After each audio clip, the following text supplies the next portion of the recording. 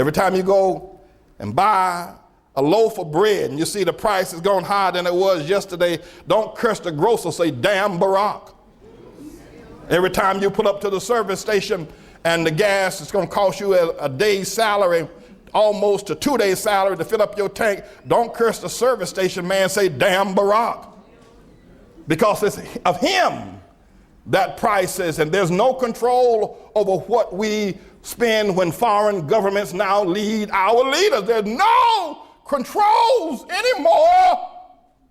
What you're going to have to pay as you worship this emissary of the devil called Barack Hussein Obama.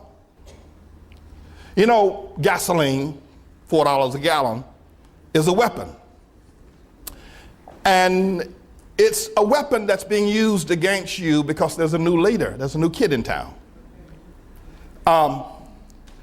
George Bush is powerless to stop the rise of gas, bread, or milk. He doesn't have the clout anymore to give any orders. There's no one he can threaten. There's no one he can promise to take away financial aid from. There's no one he can say, we'll go to war against you. George Bush can't say that anymore because there's a new power in town. It's called Barack Hussein Obama.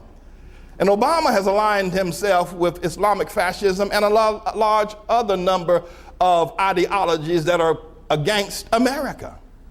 So the prices will go up until the people across the seas discover when they want it to stop. But American diplomacy, American congressmen and politicians have no power right now over gas, bread, or milk. You know, the other day, Hillary Clinton came along, assisted by John McCain. They stood side by side and said, why don't we have a gas tax holiday?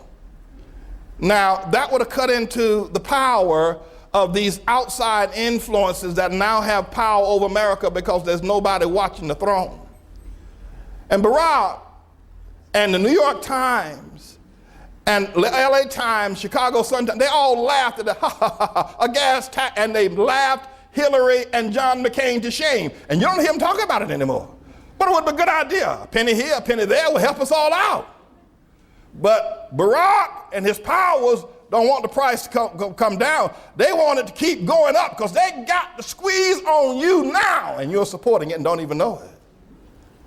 You know, Barack wants to assist in the removal of the Jewish nation from the earth. And then after he removes the Jews, the next removal will be of the church. The Hezbollah, the Islamic word which means the party of God, Hamas, which is another Islamic military organization, and these two work together, Hezbollah and Hamas. And then, of course, you've got the mullahs or the mullahs in Iran and their leader Ahmadinejad. These three or these four. Ahmadinejad spoke about a year ago, maybe a little more, and made a declaration. Ahmadinejad says in succinctness that the Holocaust never took place. The Jews were never killed. That's what Ahmadinejad has said. He said it before the world press. He said it before the United Nations. He says it everywhere he gets an opportunity to address an American audience. He says that the Jews are lying about what Hitler did. Hitler was not who they say that the world history says that he was. Ahmadinejad. Oh, y'all didn't know that? He said it never took place. We're under some illusion. we're under an illusion thinking that Hitler never did that. It was American aggression against Hitler that stopped Germany from being the great nation. It was Stalin and Roosevelt and Churchill. Hitler did not do what the world history book said that they did. But that's what's being said. And it's being promoted. And people are believing it. And so now Iran, when Saddam Hussein, fell as the leader of Iraq, the Iranians marched right across the border and continued the war. We're not fighting Iraq anymore. We're fighting Iran and Ahmadinejad. And Ahmadinejad and Iran, they are supplying Hezbollah and Hamas. with money and weaponry because they want to remove Israel as a nation off of the planet. That's their desire. And Iran, Ahmadinejad are working as hard as they can to get a nuclear device, and once they do, they're going to blast the Jews into kingdom come, or so they think. But if Barack becomes president of America, there will be no one to stop them. I guarantee you, if Ahmadinejad nuked the Jews in Jerusalem, Barack would sit on his hands and do nothing. Now, don't you get all highfalutin and say he would defend the Jews. No, he won't, because Roosevelt sat on his crippled hands and didn't defend them either. Come on and talk to me.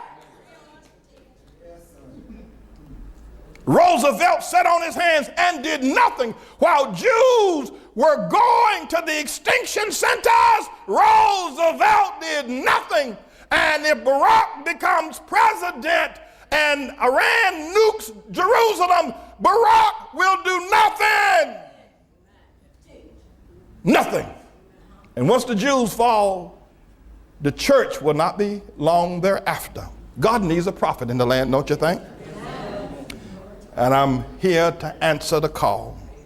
I want to say to my Jewish brothers, in light of this emissary of the devil called Barack Hussein Obama, I want to urge the Jews to boycott the LA Times, the New York Times, the Chicago Sun-Times, to boycott CNN, the cable Negro News Network,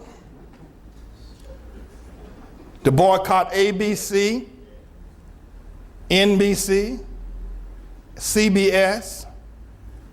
Do not spend any advertising dollars with these people for the next year.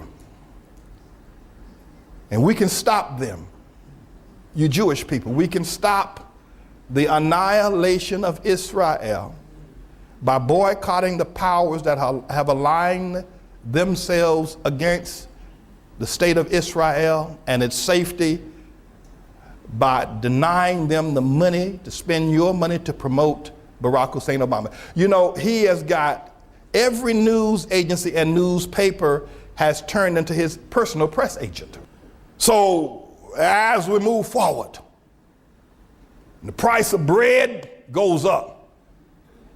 Don't blame the grocer or the farmer out in Iowa for the wheat. It's Barack and his new coalition of Islamic fascists and those who are the communist spirit. The price of gas is driven up and you can't fill up your car.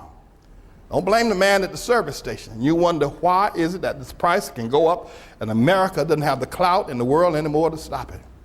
It's because there's a new leader in town. His name is Barack Hussein Obama, but there's an old prophet still hanging around.